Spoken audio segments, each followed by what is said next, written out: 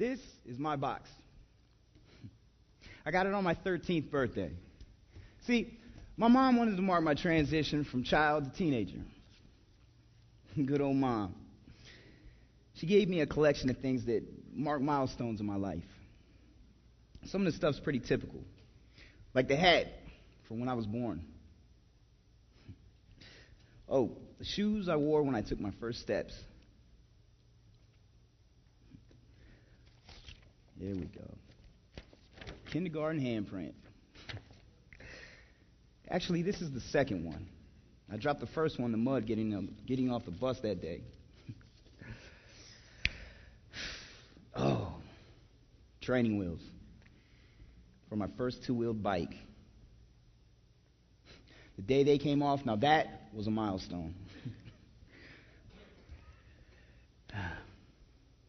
Mom put some pretty fun things in this box, and I've added them over the years.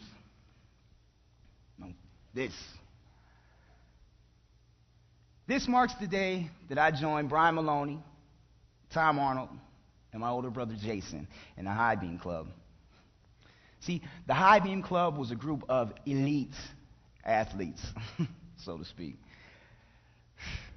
We had to climb this 40-foot rope using only our arms, no legs, and touch the I-beam above. When they got a new rope, I managed to get a piece of the old one. There were only 4 of us in that whole school that could climb that rope. What else is in here? Oh, name badge for my first job bagging groceries.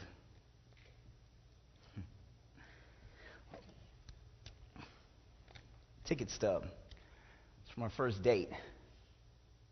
I finally got up enough nerve to ask Julie Jennings out. There's not much in here from my early 20s. I guess those years were pretty uneventful. Oh, except for this, my wedding ring. That's when I met and married Kate. Of course, this isn't the real one. This is the one that was sewn into the ring bearer's pillow. Here's the real one. Every now and then I'll be doing something like signing a check, washing my hands, and I'll notice my ring. Marriage really marked me. This mug, first married, coffee stained. Got me through many long nights studying for my degree. But more important, it was Kate who helped me get through school by working at this bank. I never want to forget that. Oh,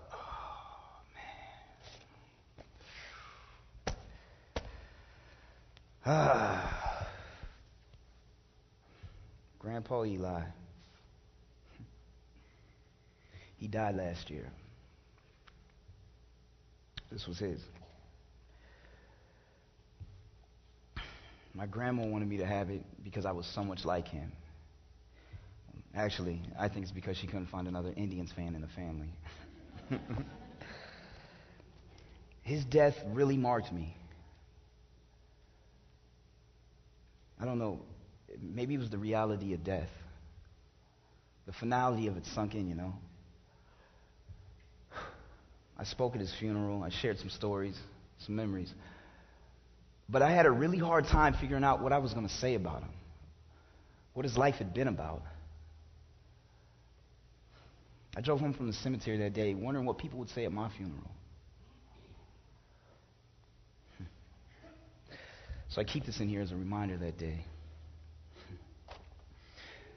The day I decided to figure out what my life was going to be about.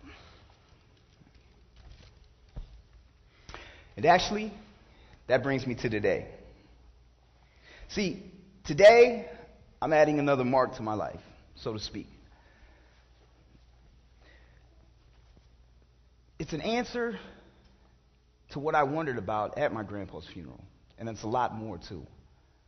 See, today, I'm getting baptized. And frankly, I'm kind of nervous. I'm not crazy about getting up in front of a bunch of people, but I'm going to do it. I'm going to do it because Baptism represents the most significant milestone ever in my life. My decision to become a Christian, to follow Jesus.